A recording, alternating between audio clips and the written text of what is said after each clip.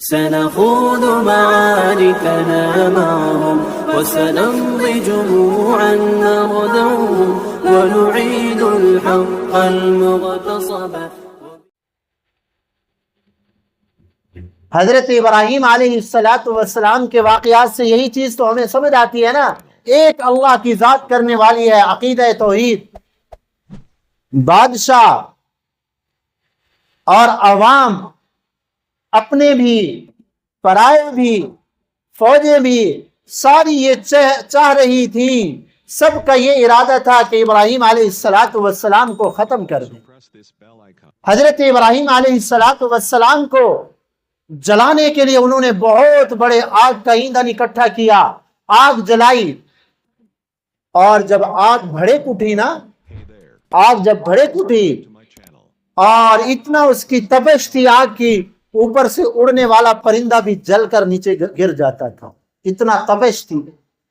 اب اس آگ کے اندر انہوں نے یہ طے کیا کہ ابراہیم علیہ السلام کو آگ میں ڈال دو آگ کے اندر، جو اللہ کا نام لینے والا ہے.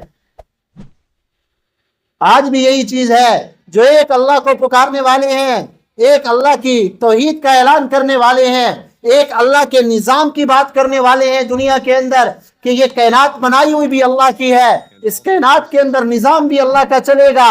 جو یہ بات کرنے والے ہیں یہ دہشت گرد ہے، بین لگا دو ان کے اوپر. پہلے دور کے اندر بھی یہی تھا نا. جو ایک اللہ کی توحید کا اعلان کرنے والے ابراہیم علیہ السلام، ساری کے سارے نمرود بادشاہ بھی، قوم بھی، اور اپنے لوگ بھی، پرائے بھی، سب یہ چاہ رہے تھے کہ ابراہیم علیہ السلام کو آگ میں ڈال دو.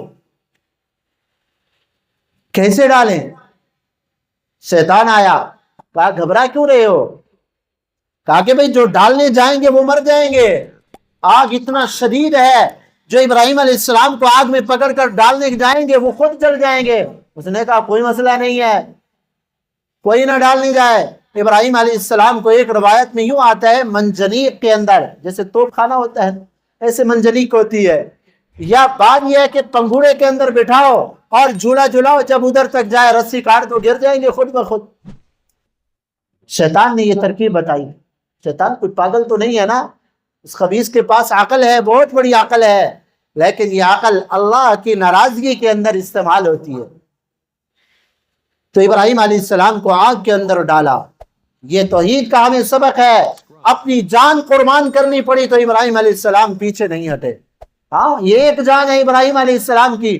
جب آگ میں ڈالے گئے، آسمانوں کے اندر فرشتوں نے اللہ سے عرض کیا، اللہ تیرا ایک نام لینے والا ابراہیم ہے، آج اس کو آگ کے اندر ڈالا جا رہا ہے. اللہ تعالیٰ نے فرمایا جاؤ اس کی مدد کرو. تم جبرائیل علیہ السلام آئے، میکائیل علیہ السلام آئے، ابراہیم علیہ السلام کو السلام علیکم، حضرت ہمارے لیے کوئی حکم ہو، آگ کے اندر بیٹھے ہیں.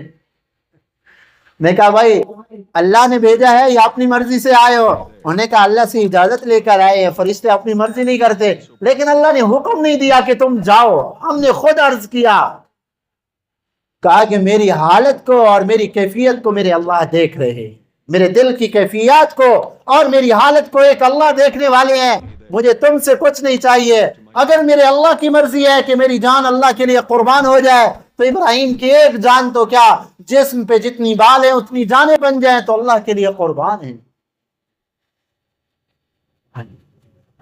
اللہ رب العزت نے براہ راست حکم دیا، قلنا یا نار کونی بردا، قلنا یا نار کونی بردن وسلاما علی ابراہیم. آپ کو اللہ نے حکم دیا، ساری کائنات، قرآن میں ہے نا، الا لہ الخلق، ساری مخلوق کس کی ہے؟ اللہ کی. آگ بھی اللہ کی بنائی ہوئی ہے، پانی بھی اللہ کا بنایا ہوا ہے، ساری کائنات اللہ کی بنائی ہوئی ہے. تو حکم اور کنٹرول بھی میرے اللہ کا چلتا ہے. اللہ تعالیٰ نے براہ راست آگ کو حکم دیا کہ ٹھنڈی ہو جا. قلنا یا نار کونی بردا، آگ ٹھنڈی ہو جا، لیکن اتنا ٹھنڈی نہیں، سلامن، سلامتی والی. ایسا نہیں کہ برف بن جاتوں. ہاں، وَسَلَامًا عَلَىٰ ابراہیم، سلامتی والی، کوئی تکلیف نہ پہنچے. ابراہیم علیہ السلام مزے سے بیٹھے،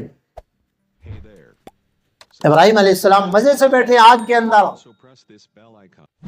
تو ساری کی ساری مخلوق اللہ کی بنائی ہوئی، قبضہ اور کنٹرول بھی میرے اللہ کا ہے، حکم بھی ایک اللہ کا چلتا ہے۔ یہی ہے لا الہ الا اللہ محمد الرسول اللہ کا پیغام۔ کائنات میں کچھ بھی نہیں ہے، ساری کی ساری مخلوق اللہ کے قبضہ قدرت کے اندر ہے۔ خوش نصیبی ہے اس انسان کی جس کی یہ ساری قوتیں اللہ کے راضی کرنے میں لگ جائیں، اس کی جان بھی، اس کا مال بھی، اور اس کا اوقات بھی، اور اس کی ساری صلاحیتیں اپنے اللہ کو راضی کرنے کے اندر لگ جائیں۔ جب موت کا وقت آتا ہے، اللہ کی طرف سے اعلان ہوتا ہے یا ایھا النفس المطمئنہ، اے اطمینان والی روح، دنیا کے اندر اے روح تو میرے ساتھ مطمئن تھی، میرے ہر حکم اور ہر فیصلے کو تم نے قبول کیا تھا۔ یا ایھا النفس المطمئنہ ارجعی الی ربک راضیۃ مرضیہ، اب چلو اپنے رب کی طرف۔ اطمینان والی روح کو فرشتے جو ہے پھر کیا کرتے ہیں؟ خوشخبریاں سناتے۔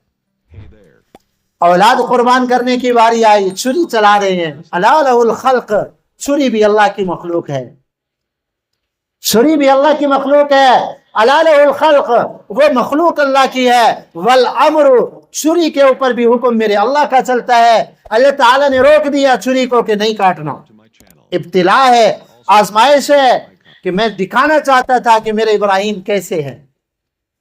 جب حکم آیا اپنی جان قربان کرنے کا، آگ کے حوالے کر دی۔ جب حکم آیا اپنی اولاد کو ذبح کرنے کا، اللہ تیری محبت کے اندر یہ بھی قربان ہے۔ 90 سال کی عمر میں بیٹا پیدا ہوا، فرشتوں نے کہا اے اللہ، ابراہیم کو اپنی اولاد سے بڑی محبت ہے۔ اللہ تعالیٰ نے فرمایا ہاں ضرور ہے، لیکن ہماری محبت اولاد سے زیادہ ہے، ہماری محبت اولاد سے زیادہ ہے۔